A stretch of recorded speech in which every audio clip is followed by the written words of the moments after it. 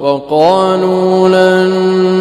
نؤمن لك حتى تفجر لنا من الأرض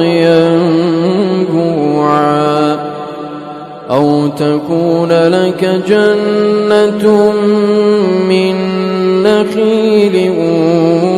وعنب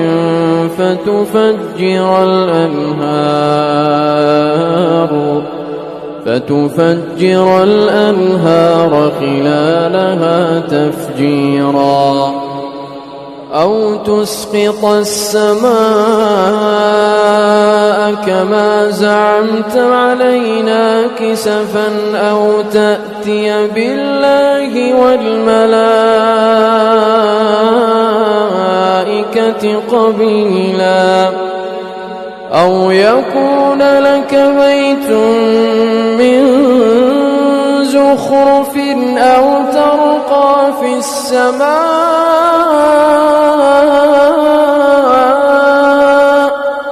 أو ترقى في السماء